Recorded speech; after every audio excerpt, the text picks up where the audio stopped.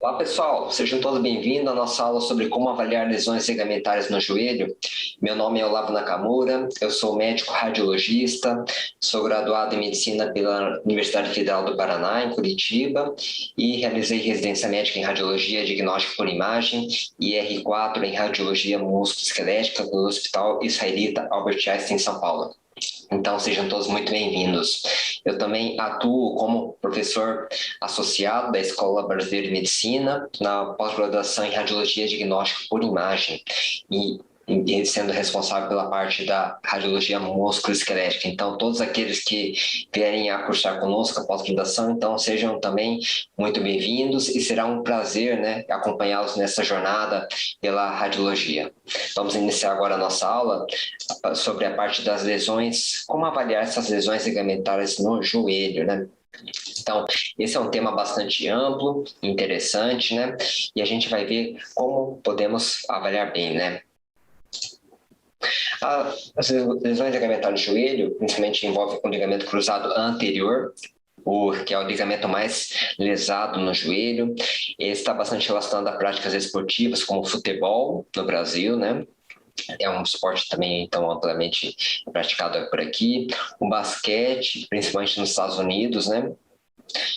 O esqui na neve e o tênis são esportes também relacionados à lesão do cruzado anterior, mas podem ocorrer em outros, né?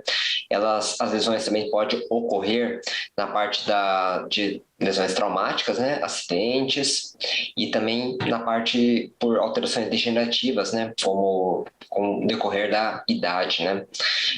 Estima-se que ocorram 150 mil casos por ano no Brasil, né? Então é uma lesão bastante incidente, né? E muitas vezes não diagnosticadas e tratadas, né, gerando suas consequências que vamos falar. Os sintomas que geralmente ocorrem nessa alteração da lesão no cruzado anterior: a dor, o inchaço, a instabilidade, a dificuldade para andar, são sintomas bastante comuns.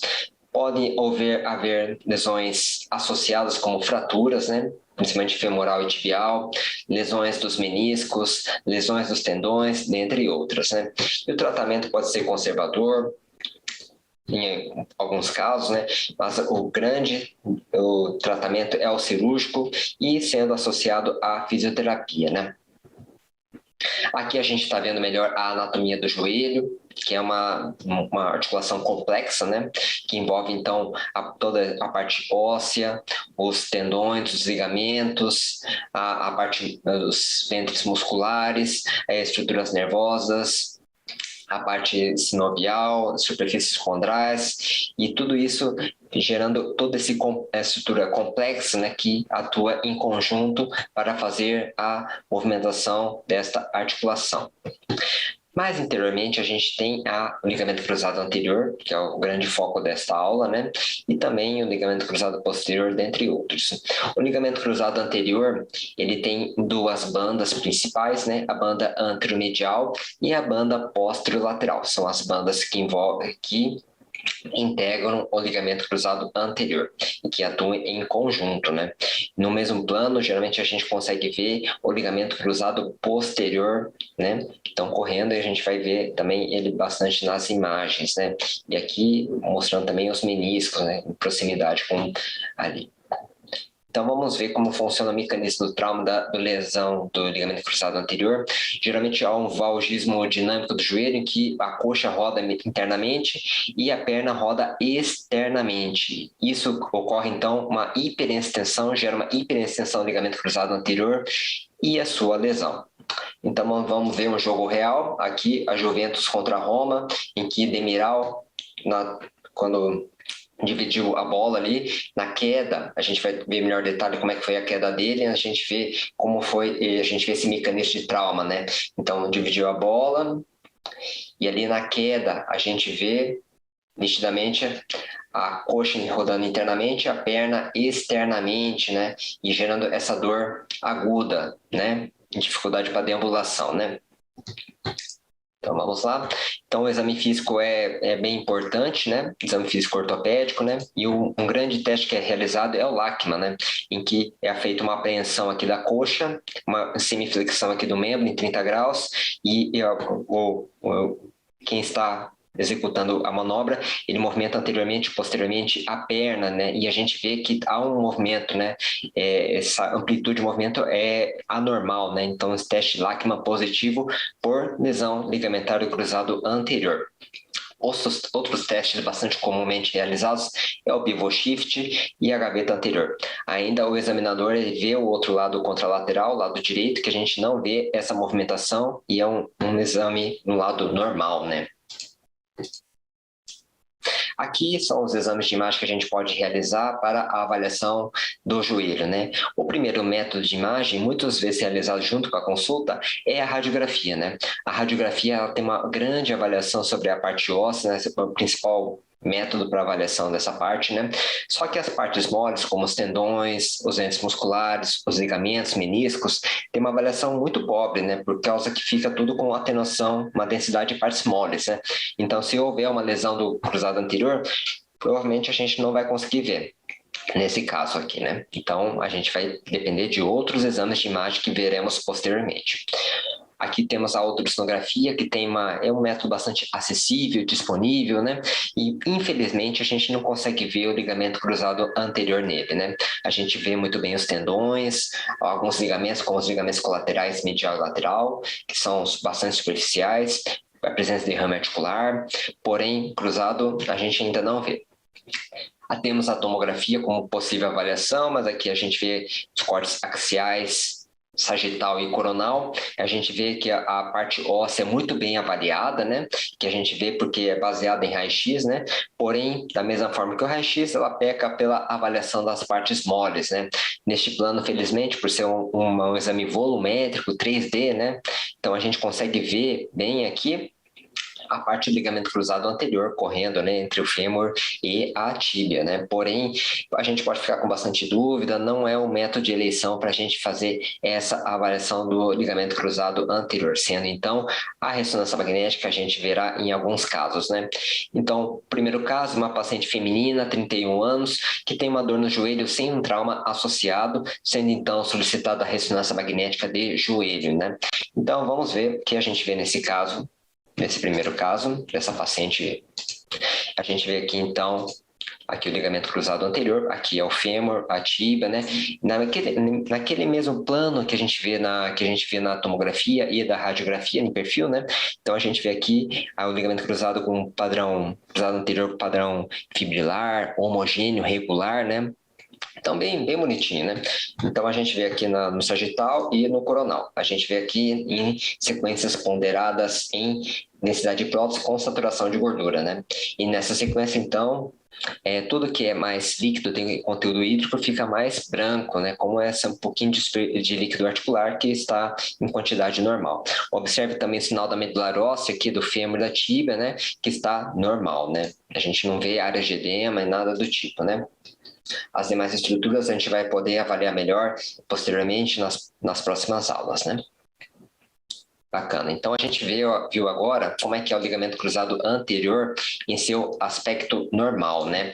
Vamos ver agora os casos mais alterados, como esse caso 2, masculino, 36 anos, que tem dor, inchaço e dificuldade para andar após entorse do joelho durante jogo de futebol, sendo então solicitado uma ressonância magnética de joelho. Então, que estava bem indicado, né, para a gente ver, avaliar bem o porquê, né, que esse paciente começou com esses sintomas, né. Então, aqui, esse paciente, então, a gente já vê que está bem diferente da outra ressonância, mesmo para quem nunca viu uma ressonância magnética na vida, né? Então, depois a gente vê aquele caso normal, né? A gente vê que aqui o líquido articular, que a gente viu que estava em pequena quantidade, aqui está numa quantidade bastante aumentada, né? Então, tem um derrame articular, a gente vê bastante edema das partes moles, e o ligamento cruzado anterior, que era bem regular, aspecto fibrilar, homogêneo, em continuidade, a gente já perde essa continuidade, né? A gente até vê que o sinal está mais aumentado nas fibras remanescentes, né? Como se fosse um edema das fibras, né?